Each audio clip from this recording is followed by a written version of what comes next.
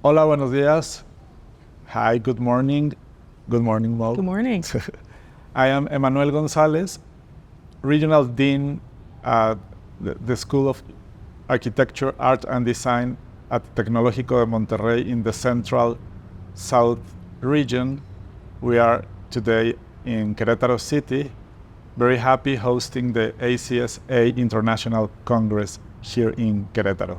And I'm with Mo Zell, president of ACSA in the United States, and interim dean at Wisconsin, at the University of Wisconsin-Milwaukee. Thank you for having me. No, thank you for be with us, and thank you for have decided to make this Congress happen here in Querétaro, Mexico. We are so happy about that. We are so happy to have traveled here and being hosted in the city. It's beautiful, wonderful. The conference being embedded into the city of Querétaro has been fantastic. So thank you for hosting us. We are so happy, and I hope we can repeat again in maybe 3 or 4 years. Well, in this conference, we're talking about the future of education in our discipline, architecture. And in most of the sessions that at least I have been listening, there's a big concern, or not concern, but a big focal point on the curricula of the programs of architecture. And I want to ask you, what's your opinion about that? I mean, there's a lot of, we are living in this very fast world, and sometimes the programs are so established, no? And what do you think about that? About the future, the things that we have to embrace as an architects, that maybe we have a long story embracing those topics? And what about virtual reality, artificial intelligence, all of this new world that is happening around us? And I'm sure with all of this, something is happening also with those topics. But please, what do you think about this? I think curriculum is always changing, and I would imagine that people 10, 20, 30 years ago were having, maybe 50 years ago, were having similar conversations about changes that were happening. We even had, someone was telling a funny story about Luis was telling a funny story about the scientific calculator, right? During a session, and how that was going to change the way we were thinking and learning. And so I think that's constant. Change is constant. And we do have lots of things that are changing: AI, virtual reality, as you're mentioning, artificial intelligence. I think there are some core things that stay in architectural education. First of all, people, like we're designing for people, and our keynote speaker, Tatiana Bilbao, was talking about that, the care of the body and space. And I thought that was really important to kick off the conference and talk about, the essence of what we're doing. So I think that's fundamental to architectural education. Now, how does that play out in different courses and curriculum? That varies. Yeah, right. But I mean, as administrators, I think we are always thinking on how to move forward with these things and how the curricula is moving. But I don't know, I feel like maybe overwhelmed because everything is faster. So maybe we are now changing our programs but we need 2 years for prepare them. And then it will start maybe in 2026. Our students will graduate in 2030, and they will have a peak in his lifetime maybe in 2040, 45. I'm still thinking, what do we have to give them the competencies that they will need in 25 years in a world that it's moving every day? Something is changing. So, yeah, I mean, Well, and these students are also, we talk about this at the university at the administrative level, is that these students that are coming in now are still have the impact of COVID on their education. Right. And how is that? I mean, that has changed fundamentally how we teach, what students' expectations are. How do we meet students, with the knowledge that they have coming into university? What does that look like, and how do we prepare them for a future that is constantly changing? I think, perhaps these students are more agile in a sense, Right. that they have gone through a major change in their life. I mean, in our time, I mean, like, other than the economy, like, fluctuating, what was the major change in our lives? I mean, this was a global event. And so they, in some ways, maybe are better prepared for change than we are. I sometimes think faculty are the place to work on in terms of development. Right. How, as faculty, have thought about the courses that they're teaching, like, how is new technologies impacting those things that they've taught, the expertise that they have, and so how do we educate and empower our faculty with these new technologies at the same time, because students are coming in with more experience themselves in these areas. They may have, Right. they have learned things, learn programs, learn technology in high school just on their own. By The web, themselves. all of this is very accessible to them. So what are our faculty doing to sort of keep up at the same time to then leverage it into an architectural education? That was another question, exactly. And you were talking about this yesterday also, but we have this gap between the generations. And of course, every generation has its own gap with the past generation, but in terms of, I think about the architecture programs 20 years ago, and they formed architects. They know how to design, how to justify a project in a context, and how to build it. But now also architecture programs are changing to not just for an architect, but it's about landscape, it's about the community, Right. the engagement with the community, but with the government and with activists. So the curricula now has a lot of things, and maybe our faculty is not even prepared as we are trying to prepare our students. Mm-hmm. So our students should be good architects in this common space. Mm-hmm. That they should have more empathy with people, and they should work with government. Right. Besides all the different disciplines, Right. engineerings, and Yeah. They know more. everything, every time is more and more and more and more. And sometimes as a teacher, I feel this student needs two teachers, two different teachers, to be prepared for the future, for today. I'm not that sure about the future yet, but Well, I'm struggling with those ideas. No, and we can't predict the future, right? And we have to like prepare students to ask good questions. And I think that is fundamental to an architectural education, because you have to address so many different things, right? The architect brings together all the people that are working on a project, and this is why even if it's the people that we're talking to are different now than they were in the past. There was always an orchestration of a group of people, whether as a group of consultants, but now it's like community engagement and government agencies and nonprofits and others that are coming together around like how architecture is impacting the public space, not just the building.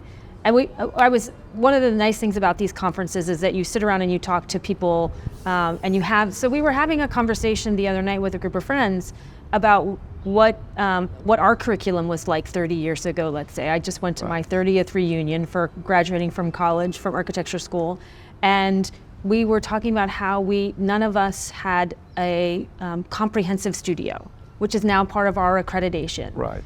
But yet we graduated people who go out and practice and build architecture, and that wasn't a problem.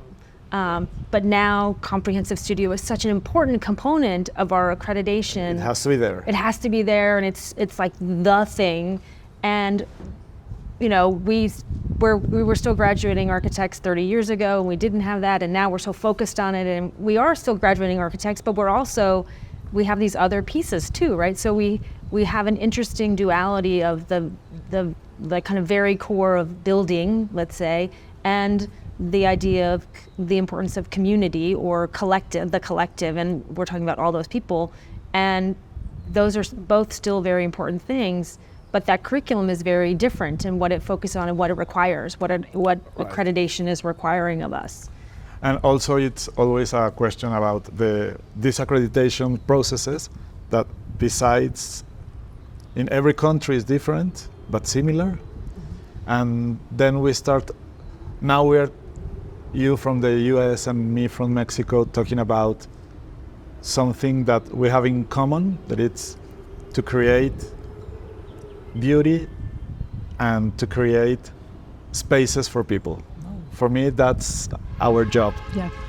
And I mean, you can add so many things, but for me, that's like the central core of architecture. And sometimes processes are very difficult to understand in different contexts.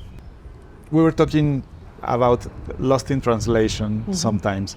And I think most of the time accreditation processes could be lost in translation when it passes from one university to another, but also one country to another. Yeah. And I mean, I think it's a big problem, but do you think there's a possibility of having another kind of accreditations? Another kind of like that works across like countries and right. Is that what you're thinking? I mean, is that what you're asking about? Right. And because there's still all like there are some very core things that we have no matter what country you're in that are fundamental to architectural education. Right. Yeah. I mean we haven't looked at that like as an option, but certainly like as we have more of these international conferences and we learn more about what the curriculum is in each of the schools or each of the yes, then it is possible to be thinking about something more at a larger scale. Right. Excellent. I also think that.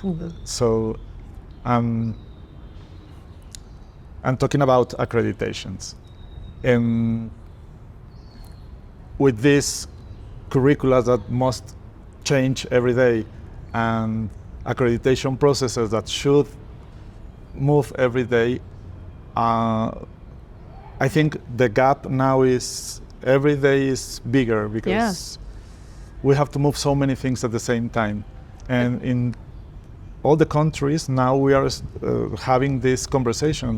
Do we have to accreditate a program? Maybe sometimes the accreditation processes will be more futuristic than the curricula or the other way. Right. So what's your... I mean, it's interesting, right? Because accreditation right now is very historic. It's looking historically at something. Right. And so how do we use that if we are going to use that as a tool to help programs? Like how do we use it as a tool to think about the future? There has to be much more flexibility in that. And one of the sessions here, one of the papers was talking about design build, and there was, I don't know if you sat in on that one, but they were talking about design build, and design build is who wrote a paper, they were referencing a paper that was written a long time ago, and someone had proposed requiring design build as part of the part of accreditation. And they, it seemed ludicrous at the time, like a kind of crazy, but the paper was sort of presenting this idea of like, okay, what are the lessons we can learn from design build in the context of accreditation? And so it was really thinking about, like, how do we think about it in a future version of accreditation where if all schools were required to do this, what it would look like. So what are the new things? I mean, this and design build is not new for us. We've been doing Right. this for years and decades, and Right. but things like AI, virtual reality, like technology, like how does Something technology play into accreditation? Thinking about what our future cities are going to look like, how are autonomous vehicles going to impact our cities, how is that going to impact our curriculum, what are the relationships, as you're talking about, between our collateral disciplines, between landscape, urban planning, urban design, all of those, where does accreditation fit relative to those kinds of collaborations? And we are in places in this beautiful environment where there is such a clear combination of like design of the city and the buildings that are in it. I was just at one of the Louis Barragan projects in Mexico City, and just thinking about the relationship between building and landscape, and what does that mean? How does that impact a conversation about accreditation? Yeah, we should be flexible. We ask our students to be flexible enough to think about the future, but to change in between. Mm-hmm. And now we are not being flexible. Yeah. Well, and Emma was talking about at the panel, right. And she was talking about critical thinking as like really core. And so how do we create a structure that allows flexibility, but again gets at the essence of what we want to be doing, which is about critical thinking. So things can change within the system, but as long as you're... And I'm not familiar with the accreditations in the US, but sometimes when I think in these processes, it's like you have to check mm-hmm. like a list that is not flexible. Mm-hmm. And I cannot imagine how to make it flexible, because my mind also thinks like, if you have to check the quality of something, you have to be sure that it has this and this and this and this. I know that in the United States are trying to be more flexible. Yeah. You have maybe subjects that could be contextualized in every university, and for me it's a big step mm-hmm. for this idea of flexibility. Well, I think one of the questions that comes up with flexibility, because that is how the US has sort of shifted accreditation to try to be more flexible, but how do you still be flexible and still get a kind of core competency across universities, while you're allowing flexibility? And if everything is dissimilar, then what is the value of putting this under the umbrella of architectural education? Yeah. So I think that's a challenge, I think, that we're trying to reconcile with our new accreditation processes, and making sure that we are accrediting content, like looking at content, like that the accreditation process mm-hmm. is about content, about architectural education, and not about the processes of accreditation itself. I think we're kind of lost a little bit in our focus on process and less on content, and we need to shift it back to content, like making sure that it's about architectural content. Wow. So I don't know what so there's just a constant reevaluation of, as we change accreditation processes, making sure that we keep to our core values about what does it mean to mm-hmm. teach and learn in an architectural education environment. It's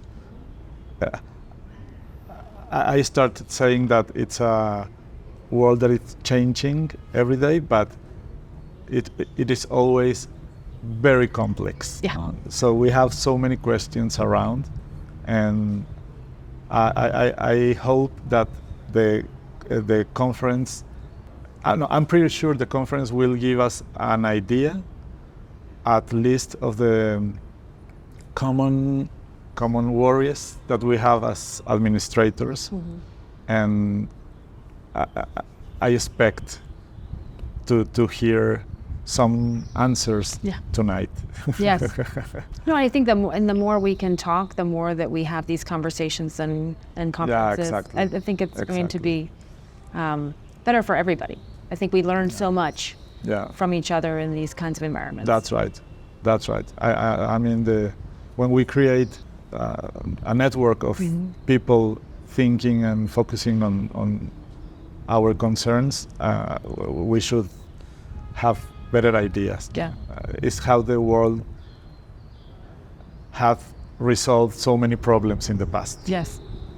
Excellent. Well, Yeah. thank you very much. Thank you. This has been a lot of fun. So happy, and I hope to have more